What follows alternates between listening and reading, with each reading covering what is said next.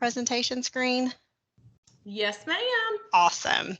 Okay, I do not like to present with my camera on because I use 3 different screens. You can't see them, but I have 2 big, huge monitors right here, and I use all of them. So I end up looking in different directions, and it's just weird. So I'm going to turn my camera off. But again, if you have questions as we go through, I'm watching for those. Beverly's going to be watching for them, and then of course you can feel free to ask me as we go through as well. All right, so I'm Leslie Carden, and I'm with Randa Solutions, and we are the developer for the website. So this afternoon, what I want to do is to walk you through the new ADEPT 2020 evaluations for the special areas and SE Lead, show you what that's going to look like.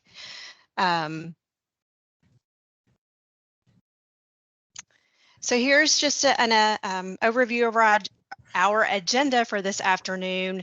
I'll do just a quick overview of some reminders as far as how to set up evaluations in the teams, that sort of thing. And then we'll look at the specific components of the 2020 evaluations, very similar to teachers. If any of you have worked on the teacher side, there is definitely some differences. And so we'll review those differences and similarities. And then once we go through my presentation here, then I'll switch over to our training website and I'll actually let you see it live in action, and we'll go through an evaluation so you can see what that will really look like in the system itself.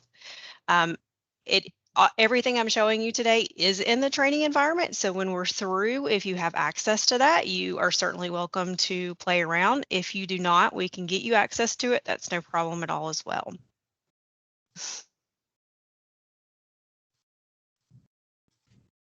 Come on, change. There we go.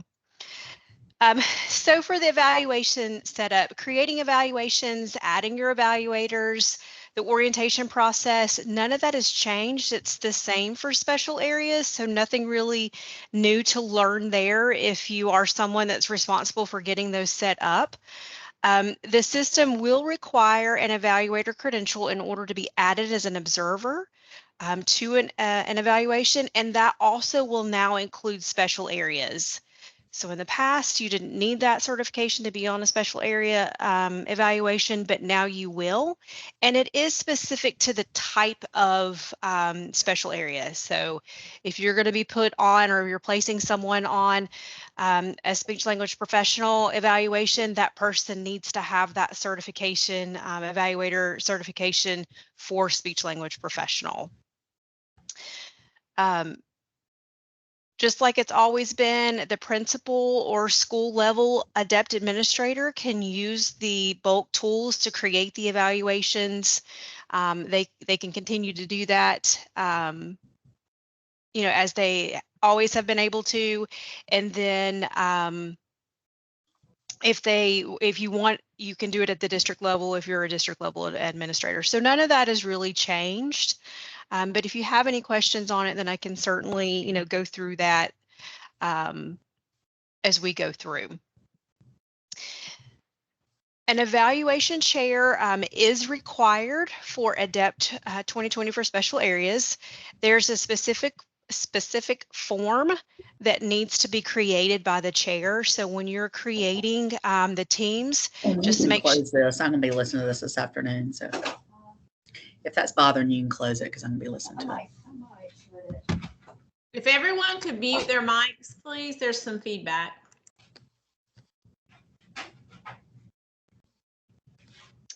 There is one specific form. It's consensus, just like you're used to if you're a consensus district on the teacher side, then that form has to be created by an evaluation chair. So when you're setting up these teams, just make sure you have at least one person set as the evaluation chair. Even if there's only one person on the team, I think most cases, almost all of them would require two, but there's some circumstances where there's only one. That person still needs to be listed as the evaluation chair. When you're using the bulk tools for setting up the teams, I love using it. I think it's very helpful to me personally when I'm playing around and doing things within the testing district. Just make sure that you select permissions to go along with the role. If there aren't any permissions selected, the person would still be added to the team. They just won't be able to do anything. And that kind of gets tricky, especially when they're trying to add observations. So again, if you're going to use the bulk tool, definitely recommend it. Just make sure to select the permissions that that person needs access to as well. Orientations. So beside login issues and probably throughout the whole year, in the fall, the orientation generates the second most support cases for SE Lead. And what happens is the teacher goes in and they're like, well, I can't sign it. I can't add the date and I can't sign it. That orientation date must be entered before the educator can sign. So that needs to be done by the evaluator. Use the bulk tool for that as well if you want to. But someone from the evaluation team, adept administrator, that sort of thing, those roles need to set that orientation date before you ask your educators to go sign. They can't sign it unless those dates are there.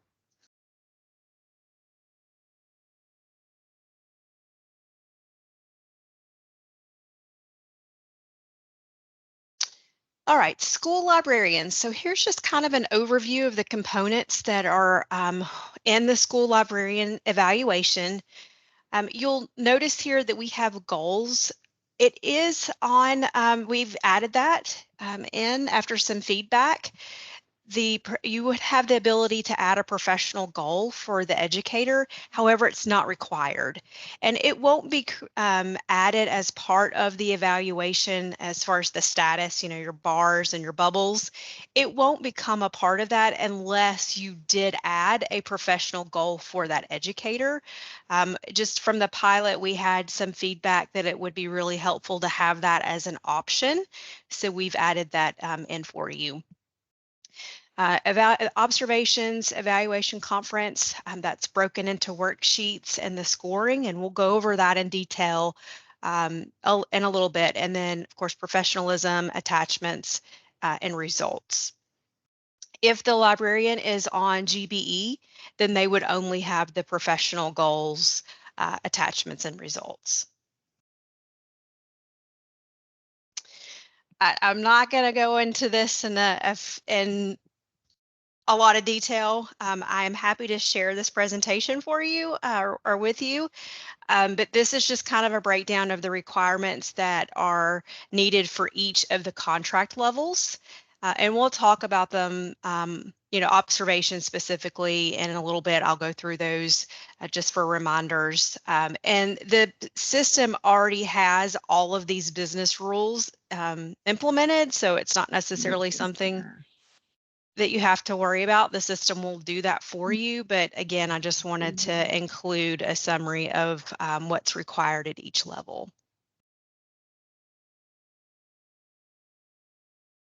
School counselor, very similar to the librarian. However, the school counselor has an annual calendar that's part of their evaluation. And then they also have goals that are required, but they do have the option to do professional goals in addition if needed. Observations, again, the evaluation conferences that we'll go over in a little bit, professionalism, attachments, and results. Again, if this is a GBE educator, then at that point, it would just be the goals, attachments, and results. Of course, orientation for everyone. School counselor observation requirements, very similar to what we saw on the librarian. Not really, I don't know that anything has really changed there. I didn't mention before, but we have also implemented the business rules on SCIPs. So if you have an educator that's on continuing formative and, if they're on continuing formative and their indicators make them eligible, then that you could skip those spring requirements. Speech language professionals, again, very similar. We have orientation, goals as the professional goals, just as an option. We We have our observations, evaluation conferences, professionalism, attachments, and results. Very similar. And then, of course, for their requirements, what makes them a little bit different is for that induction formative, there is an option to skip the IEP meeting in the spring, provided the scores have been met and they're on induction formative. Of course, it's at the evaluator's discretion. So the IEP meeting could be skipped in the spring, and then the therapy session, but it still needs to be completed in the spring.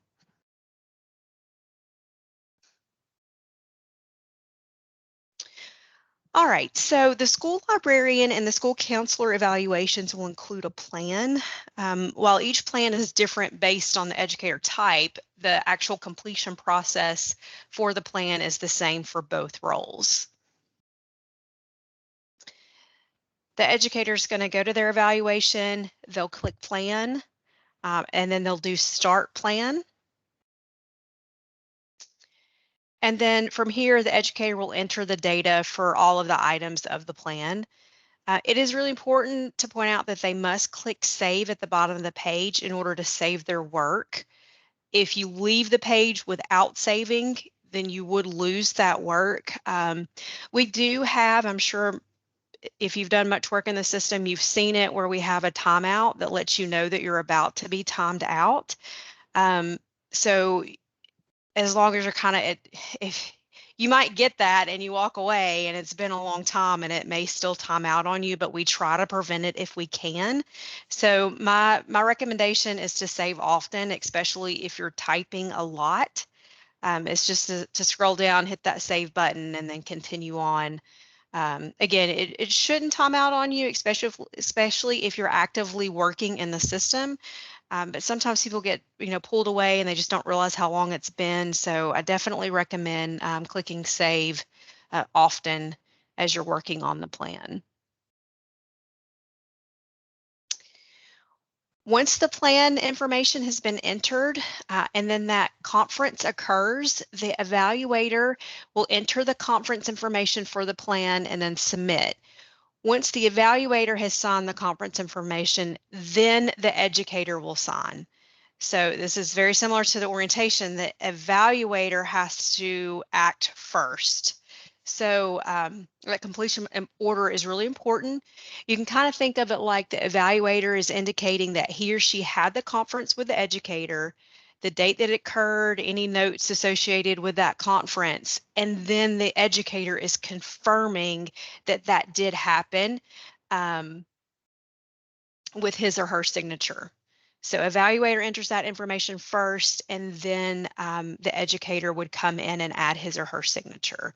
There'll be a preliminary approval conference, the preliminary conference, and then the final conference for the plan.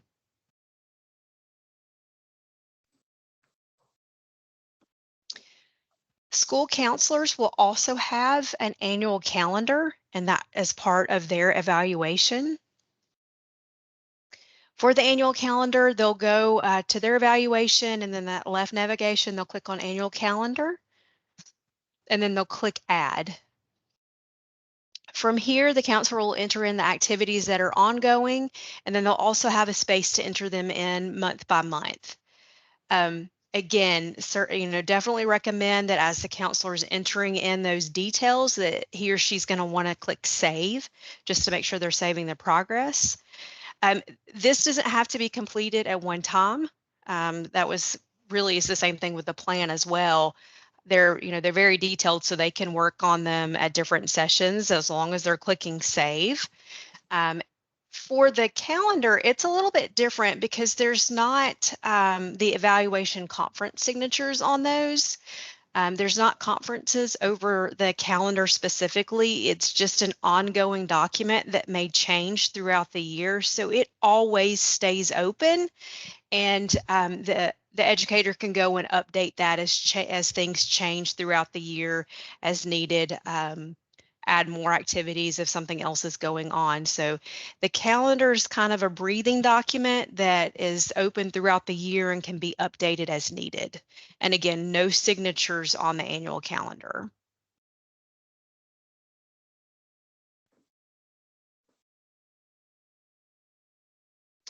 if they need to, once they, if they want to come back to the calendar, or, you know, something else has gotten planned or plans have changed, because we all know how that happens, then when they'll go back to the annual calendar section, and then they'll have an edit option there. Once they click edit, then it'll open up the calendar text boxes so they can go back in and change whatever is needed, make any edits for the calendar.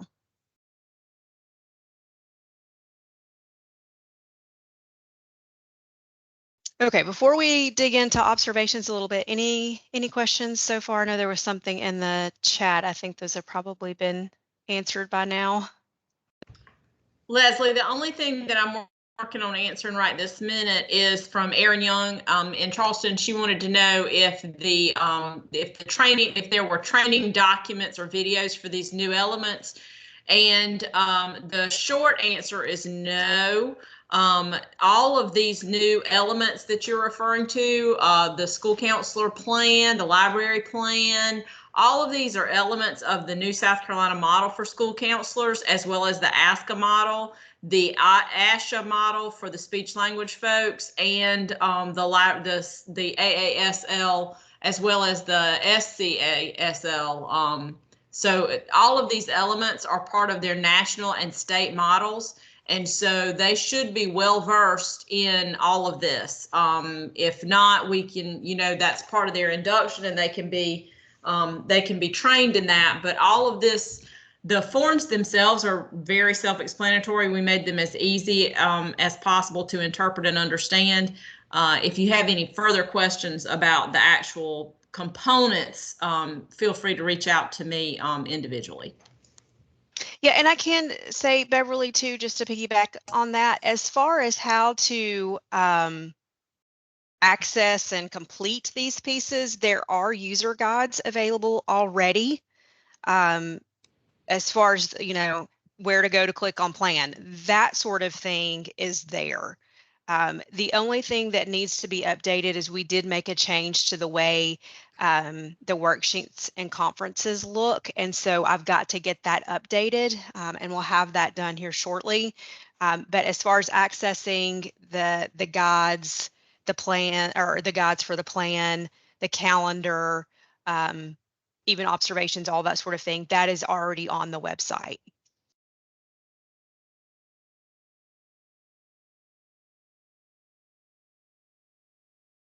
All right, let's move forward. We're going to look at the observation process right now. Observations will be created the same way they are for teachers for the new special areas. Really, the big differences are the special area observations don't have scoring directly in the observation. The scoring comes later in a special worksheet that we've created, and then the evaluation conference forms. And I promise we're going to go through those. So overall, it's very similar. It's just that you won't score as an evaluator. You would not score the observation directly.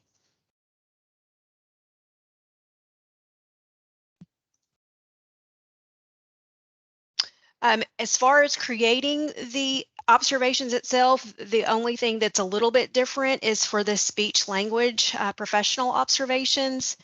When the evaluator creates that observation, they're going to need to select whether or not it's for a therapy session or an IEP meeting. And the reason that they need to do that is we're going to limit the indicators that are included in that observation based off of which one they selected.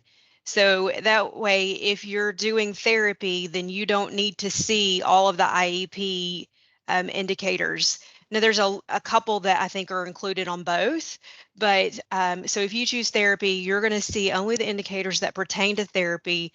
When you're scripting, the educator is only going to be asked to self-reflect on those indicators for that specific type of observation. So if you chose therapy, again, they're only going to see the therapy session indicators for self-reflection. Same thing, obviously, with IEP. If you select that's the observation type, then you're only going to see those indicators. and then the educator is only going to self-reflect on the IEP indicators.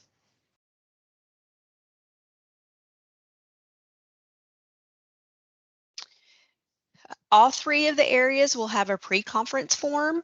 Of course, they're all different. The questions on them are all different based on the special area. And these questions are answered by the evaluator. So once you set up the observation, you'll see a new left-hand navigation. You'll select pre-conference. And then from there, you'll be able to enter in the information for that pre-conference form. Next, you will have a scoring and scripting section. Scripting is an optional feature in SE Lead. Scripting can be entered in SE Lead, and then each of those sections of notes or evidence can be aligned to the rubric indicators. Each block of evidence can be aligned to as many indicators as applicable. And then the idea behind the scripting really is that when you're observing someone, you could take small blocks of what just happened, your note, your observation, and put it in what we call the scripting note block.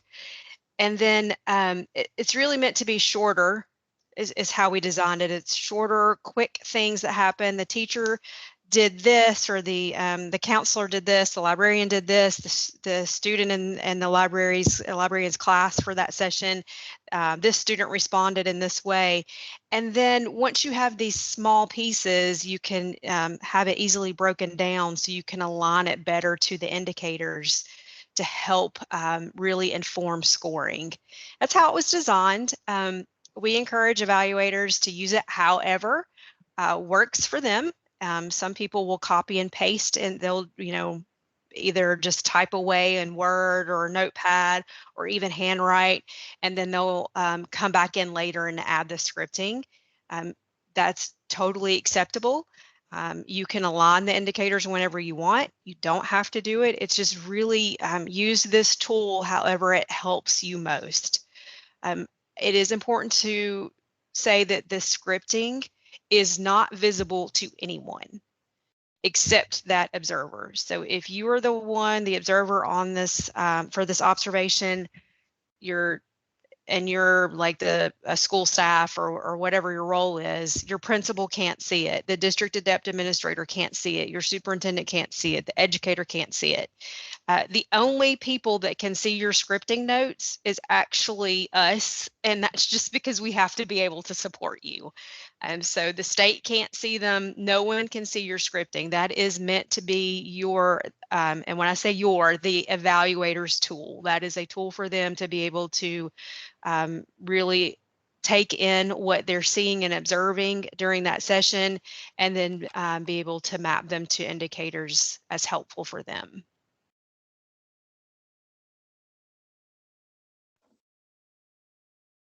One more thing on let me go back one, and I may have put it, no, I don't think I put it on there. Sometimes people too, you want to do it completely different, or you want to handwrite your notes, but you do want to include it just so you can go back and reference. You'll see there's an attachment section here. It's the third section over. That attachment section, the permissions behind it is just like scripting. So anything that's put in that attachment section is only visible to the observer. So if again, teacher's not going to see it, adept administrator's not going to see it, the state's not going to see it. That is specifically another section that is just for the observer.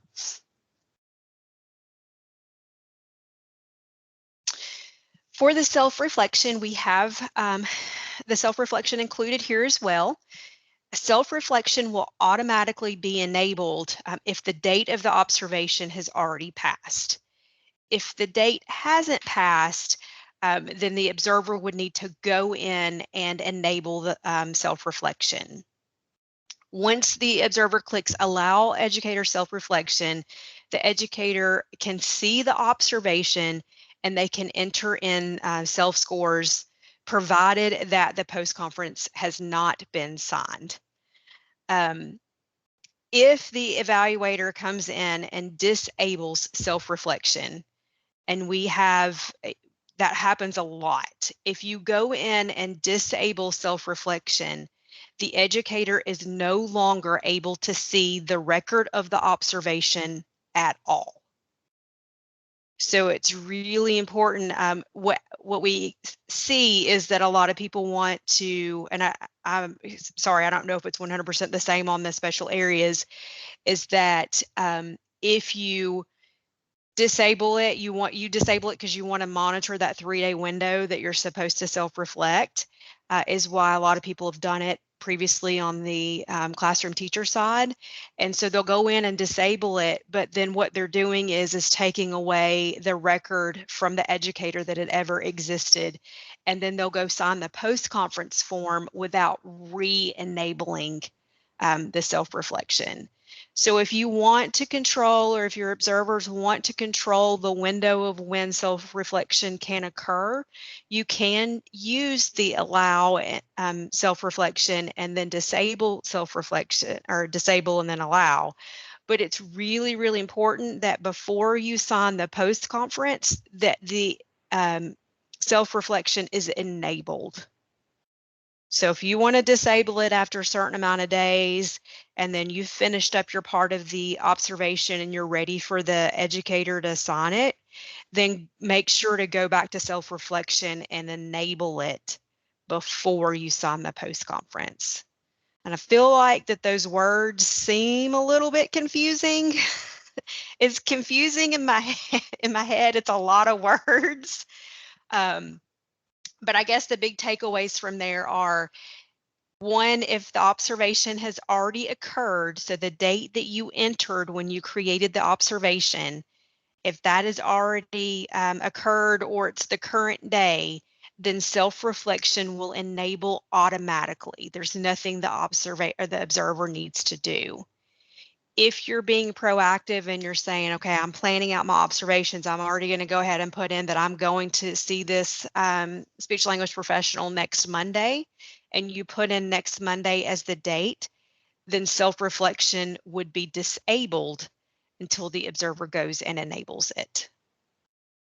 If at any point you want to disable self-reflection because you don't want the educator, doing anything at that point, then enable it again before you sign.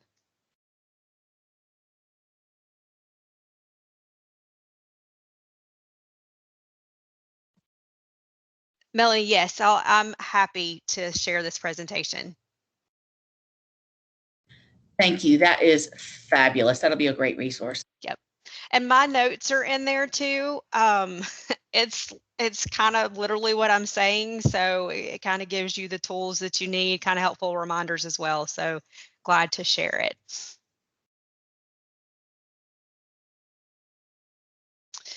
All right, so the observations will also have the post-conference. The post-conference, you have the observation summary here, and then you have a planning sheet. Of course, the planning sheet would be completed by the evaluator. For the observation summary, again, it's really, this is a big change. If you're used to doing observations, you will not score the observation here. If the educator did self-reflect and they chose to share that with the observer, the self-reflection scores will show here, but the evaluators will not score directly in the observation. We've created these worksheets for them, and so I'll show you that in just a minute. We're almost there. What we would need to do besides the planning sheet is to come in and we'll select a reinforcement, refinement, select those indicators. You can add notes, your overall note for the observation in general, the specific ones for each indicator, and then from there sign the post-conference, and then your educator can sign the post-conference. But that's kind of been the biggest adjustment that especially our principals, some of the evaluators, they don't work in teacher areas. So for them, it's just like, okay, this is cool. We learned it that way. But a lot of principals, I think, they're expecting to see those scores there, and they don't occur in the observation.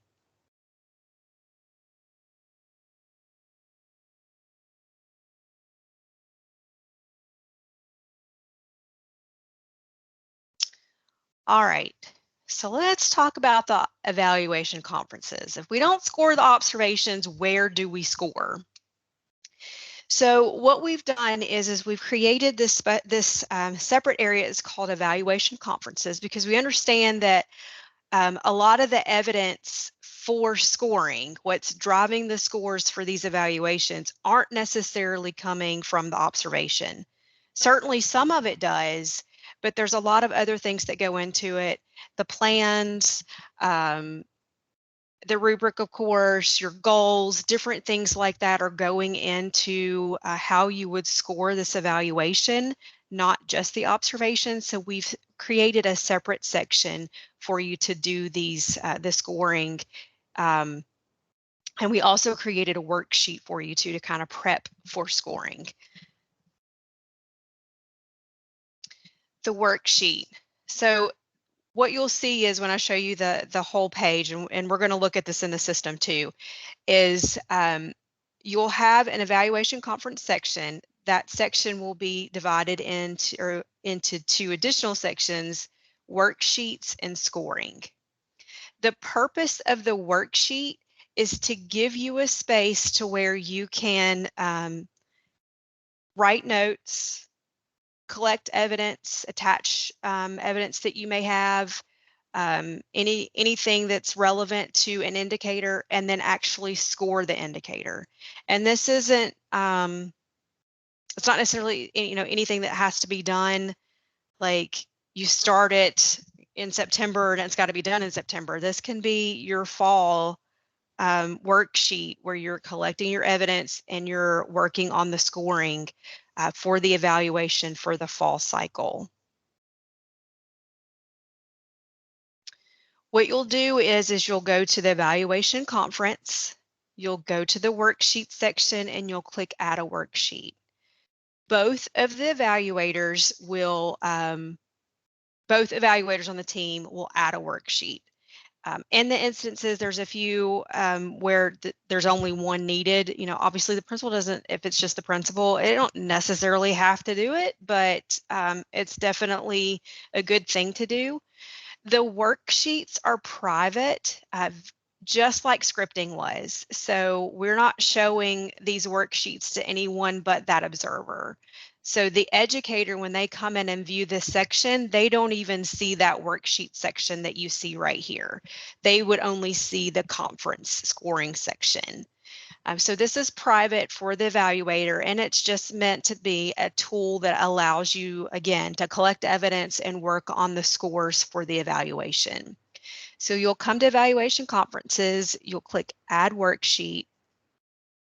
And then from here, if it is a speech language professional, just like with the observations, you would select whether or not it's a therapy session or an IEP meeting.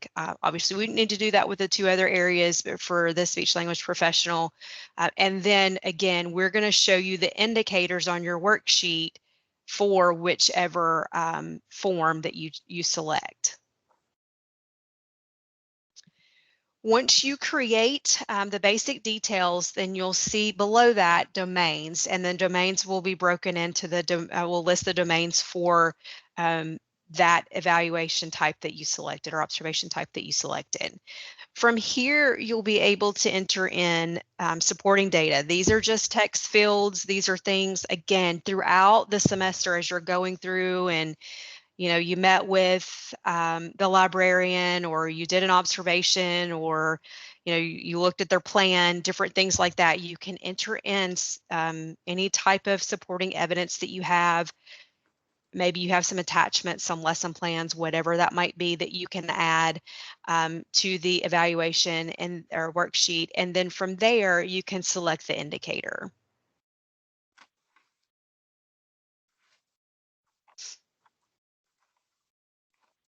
Oh, I didn't want to quite go forward yet. Once you have rated all of the domains, there is a save there. We'll see it in the system in just a minute. Once you have added saved, you'll go back to, you'll see once all of the instruction indicators have been rated, you'll get a little indicator that lets you know that instruction domain is complete. Once all 3 of the domains are complete, on the basic details, there'll be a signature. It's your pen signature, just like you're used to putting other places. You'll enter that pen signature, and at that point, the scores that you have entered here in your worksheet will populate to a conference form. And I'll show you what that's going to look like too. Basically, what happens is we had our worksheets, both of the evaluators completed their worksheets, they added their signatures, and at this point, we're ready to do what we're calling the preliminary evaluation conference form, and this is where the final scores for that preliminary cycle or the spring cycle will be entered and then shared with the educator. Okay, so we'll go to the evaluation conferences. This needs to be done by the evaluation chair. So this is where we were talking about earlier when we were creating our teams, that someone on the team has to be the evaluation chair, even if there's only one person. So all teams have to have an evaluation chair. The evaluation chair is going to come to the evaluation conferences. They'll go to the preliminary evaluation conference and then click Start Preliminary Evaluation Conference.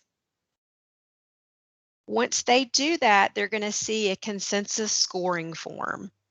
And for those of you that work on the teacher side and have consensus, it's the same look and feel. So you're going to see both evaluators' scores for each one of the indicators, and then the evaluation chair will select a final score for that indicator. Then whatever is selected in this consensus score column, so when I select the 4 here, then that automatically gets carried over to the summary tab, and the summary is what the educator will see. Once the evaluators are in agreement and all of the indicators have been scored and you're ready, then from that point, the evaluation chair will sign, the evaluator will sign, and then the educator can sign at that point. Faye, do you want to chime in?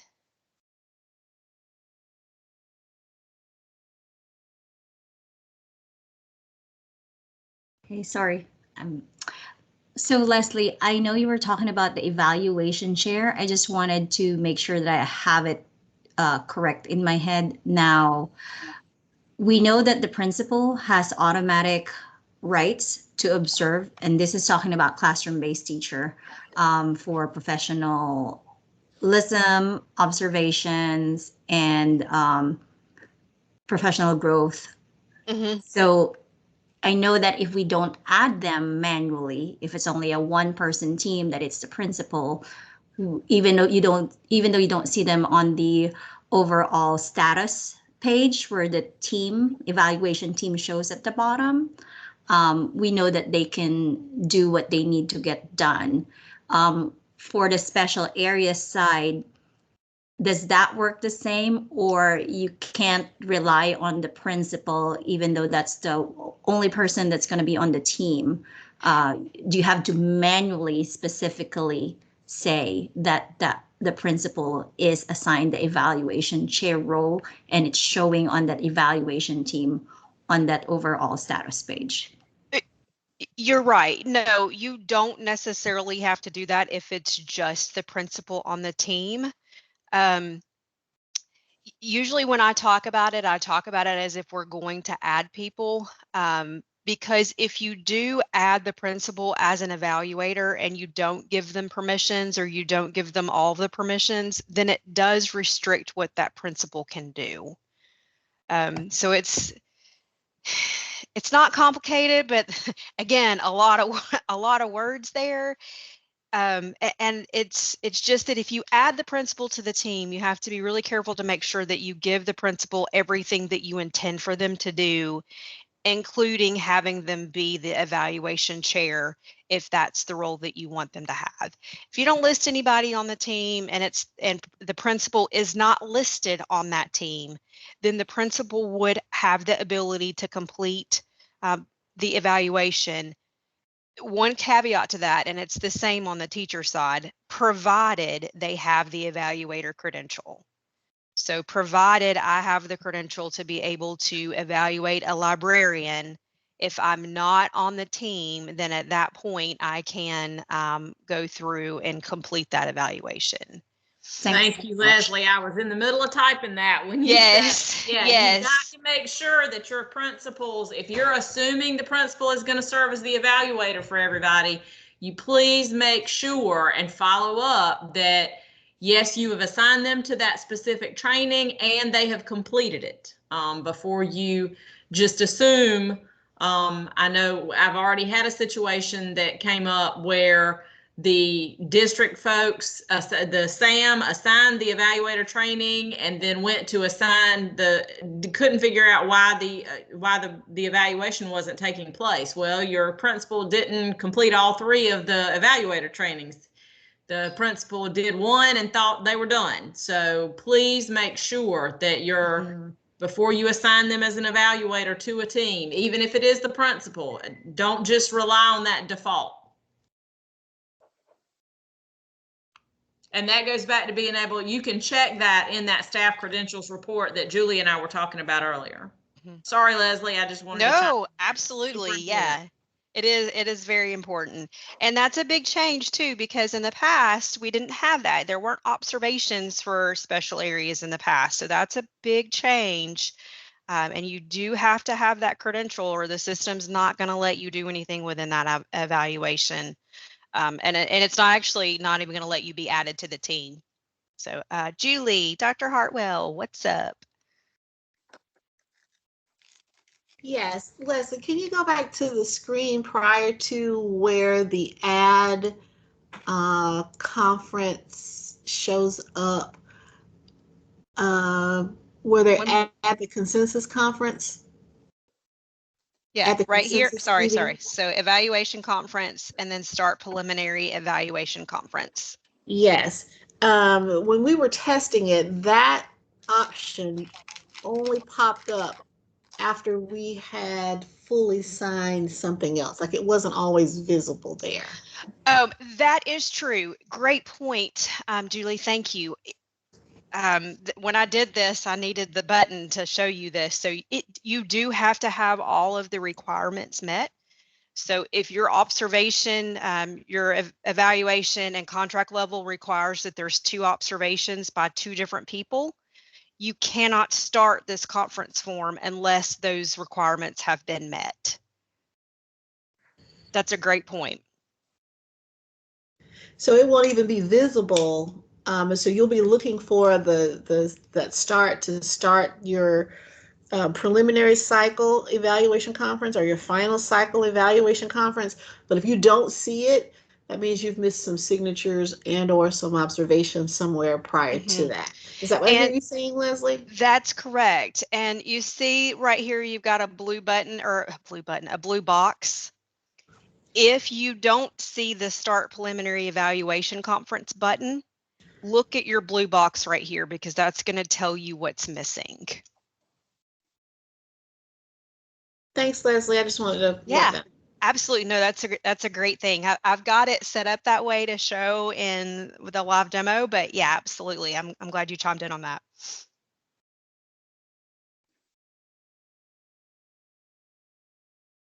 Okay, I think we covered all of that. So let's just talk about real quick, just the overall process. So the evaluator is going to collect their evidence, such as the plans, annual calendar, IEP reports, observations, any of those things, feedback from parents, whatever it may be. They're going to complete that scoring worksheet. Then the evaluators are going to have a consensus meeting. They're going to work together to determine that final score. Then once they do that, then they'll share the feedback with the educator, and then the educator will be able to sign the conference form. Again, the evaluation chair and the evaluator must sign before the educator can sign.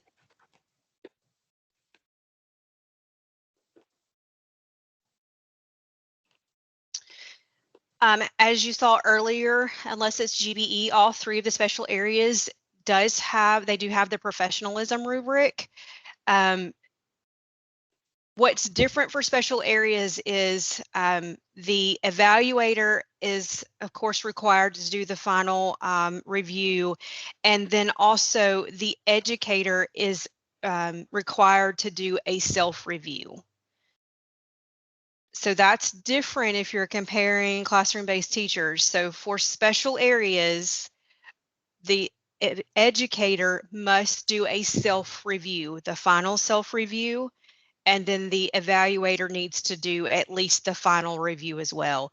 Both of them have the option to do a preliminary review.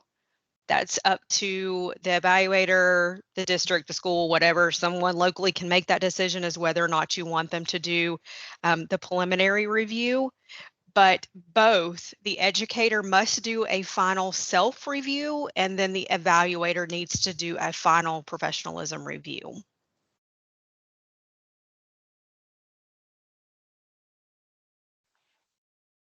Results, and I think this is probably old. I don't think I updated this slide. Maybe I did. It's a little bit different from last year because last year was just a pilot year. So the scores, the evaluation overall rating will be calculated, and then I believe that we're ready for this too. And then the system would calculate the overall met, not met based off of the evaluation scores. Once the results have been entered, the signatures are present, evaluation can no longer be edited. That's just as normal. And then I'll show you more information messages on the next slide. One thing about results, and this is a little bit different, unless you're eligible to skip the spring cycle, so the final cycle, the scores for special areas come from the spring, the final evaluation conference form, and then of course professionalism as well. If SCDE team, if that's changed from last year, please let me know, I'm sorry. But just to say that again, the scores for special areas comes from your final evaluation conference form and your final professionalism form. If you're eligible to skip the spring, then obviously we have to use the fall. And then if you're the special area induction, it could be that split because you can skip the IEP. I hope I'm saying that right, the IEP for the spring, but you still have to do the therapy. So it would be kind of a combination between IEP in the fall and therapy in the spring. But as in general, the scores come from the final evaluation form and then the conference form and then the final professionalism.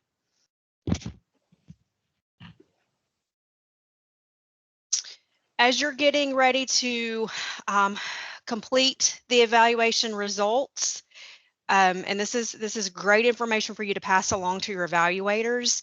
You'll see at the top of the page, if they're not able to enter in anything or either signature or things like that, there's two places that we're going to do messaging. At the very top, we're going to tell you everything that's needed for that evaluation to be completed. This particular one, I took an example, nothing's been done. It was just a brand new evaluation and I grabbed the screenshot so you can see, but we literally list everything here of what's required in order to be able to move forward. And then there's a second set as well that lets you know what's needed. So this particular evaluation doesn't have one or the other, or SLO rating or an overall status. That's kind of generic because not all the time it would need to be not every evaluation will need an SLO. So it's missing one or more. So it's just letting you know what to look for there. The top blue message is very specific to the requirements of that specific evaluation.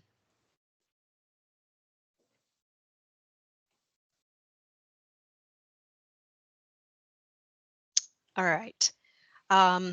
We're getting close on time. Hopefully everybody can hang with me for a little bit longer, but I want to switch over to the live website. Okay, can you all see SC Lead right now? Perfect. Can you see it okay, or is it kind of small? Here, let me just go ahead and zoom in just a little bit, just in case. I know sometimes. Is that a little better? Awesome. All right, so I'm going to go to my testing dashboard, and I am going to be a school counselor. And I'm going to go to my evaluation. I just want to show you the plan and the annual calendar. So here's the plan. Let me start over. So I went to details as the educator. I'm going to annual calendar. I'm sorry, plan. We're starting with plan. I'm going to click start plan. And then from here, I can fill out the plan. And I'm just going to do some copying and pasting so that you can kind of see how this works.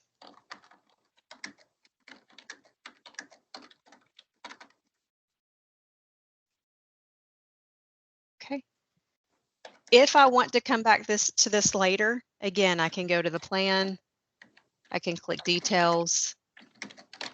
I can edit this, and then I can add additional information, fill in additional things that's needed.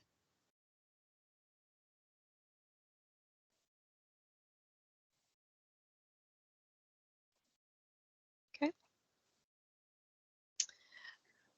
For the signatures, I'm going to be the principal.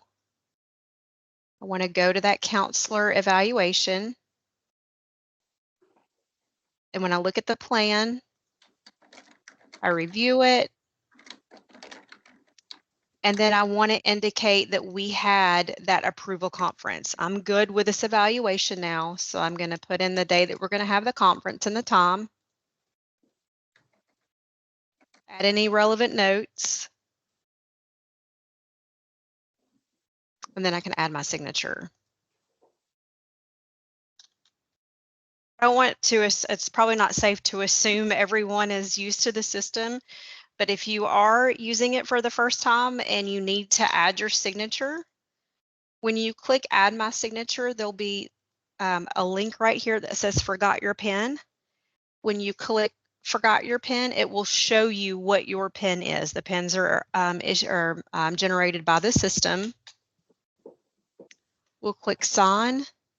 And what that does is it just makes it a little easier for you. It adds in your name, what your role is. So sign this as the evaluation chair, and then it timestamps it. It's just time and date stamp to let us know exactly when that occurred. Okay. I'm going to go back to my counselor. Now there's a little back and forth here. I'm going to click details on my evaluation. And now I want to look at the annual calendar. So here I've got annual calendar. I'm going to click add. And then now I can start entering in information regarding my ongoing services, direct, indirect, planning and school support. And these are going to be just ongoing, what I'm doing throughout the year, not specific to a certain month. And then, of course, I have all of the months where I can come in and put that information for each month as applicable. Oh, there's a character limit. So it is saying that it needs to be at least 30 characters.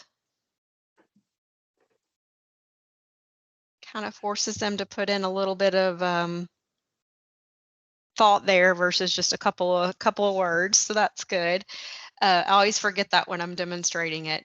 And so now you can see what I've put here. Looks a little weird because I've just done some copying and pasting. But again, this is ongoing.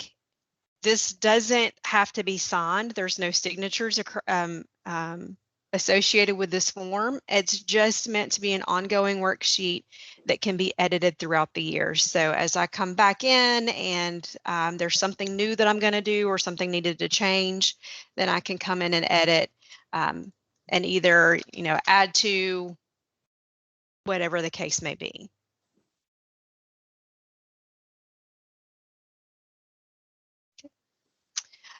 I'm gonna switch gears again. Let's look at this speech language professional. So I've already gone in and prepped a couple of observations here just so that I could show you the worksheets. That's really what's really, really different. So I wanted to make sure that I had some time to go over this with you. So I prepped those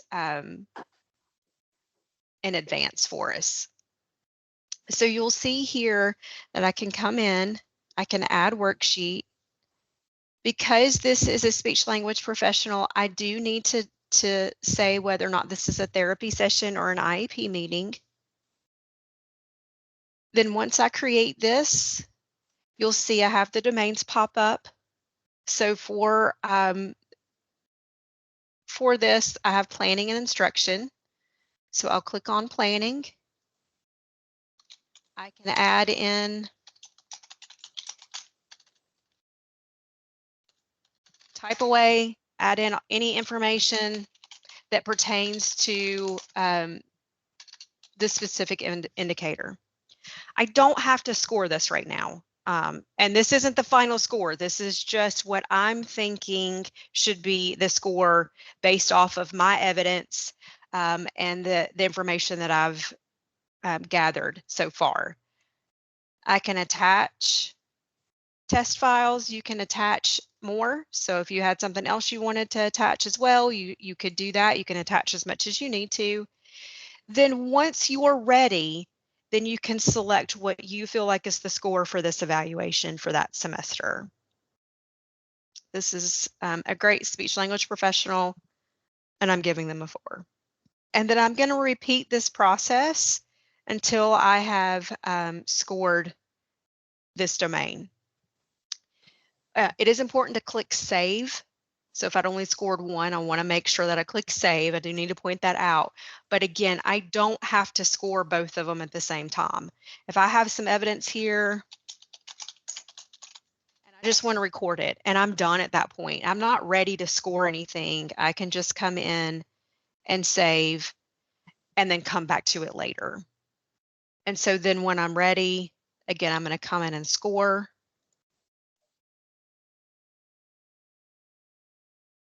Once this is complete, then I'm going to go to the worksheet. I'll add my signature.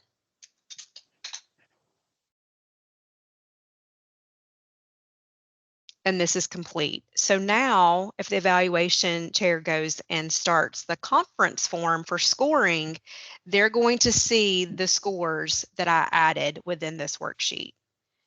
But as a reminder, no one else is going to see the worksheet. They can't come in and read all your notes and all of that sort of thing. That is just meant for the evaluator. My school staff is my other evaluator.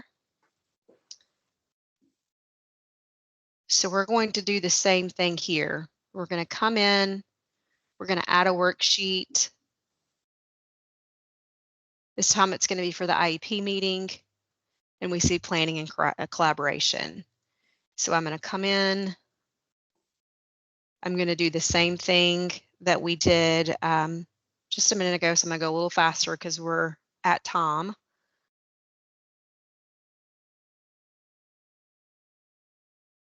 And you'll see as I indicate, score all of the indicators, these circles fill in for you to let you know everything has been scored. Once everything's scored and I'm ready, then I'm going to add my signature.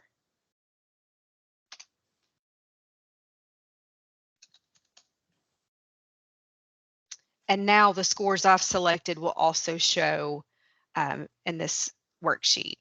And there is a message here that lets me know, well, I don't have that button. Well, the evaluation conference can only be added by the evaluation chair. So now I'm going to be my principal again. Okay, we're going to go back to the details for that evaluation. When I come to the conferences, now I can add the worksheet. Okay.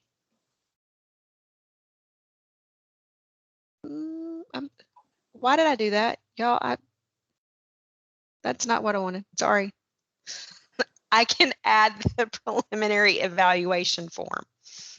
So I'm going to click Start Preliminary Evaluation Conference. You'll see it opened up to the scoring conference form. And as I mentioned, the scores are showing here. Now you'll see sometimes there's a blank here for the second evaluation or even the first one. And it's because with the speech language professional, we're not observing we're not scoring all the same indicators. There's some overlap, but then there's some separation. So at that point, the evaluators have met together. They've decided, yep, this is a 4. No, we're going with 3 here, 4, 4, since there's really only one score.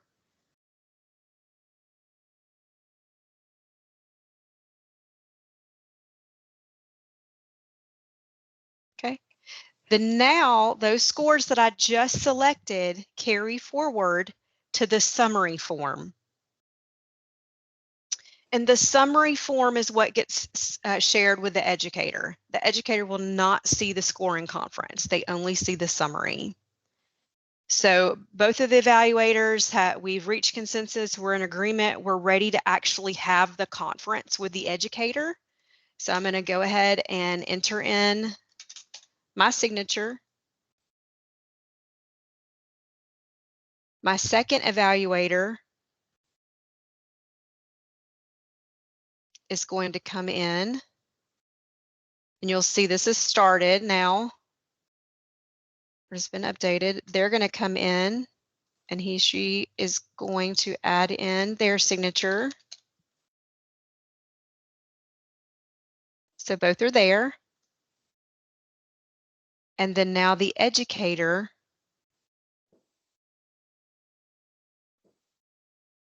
when he or she goes and they go to evaluation conferences, they'll see this now.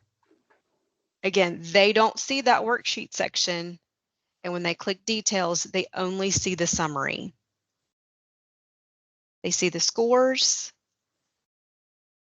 And then he or she can add in their signature.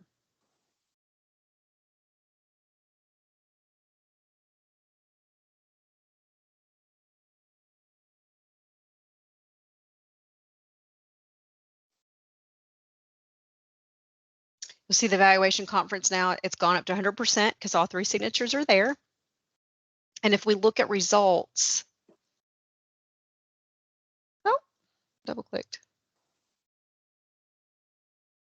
We don't have the scores moving forward because we haven't met all the requirements.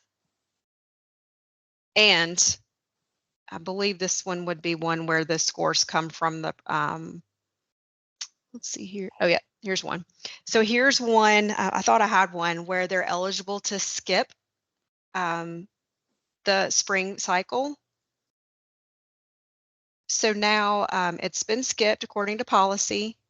When I look at my observations, these have been updated. Those messages have gone through. I have scores now, and the reason I have scores is because since we're skipping spring, I need to use fall. And the only thing I need to do at this point is to come through and add in the professionalism worksheet. Once I do that,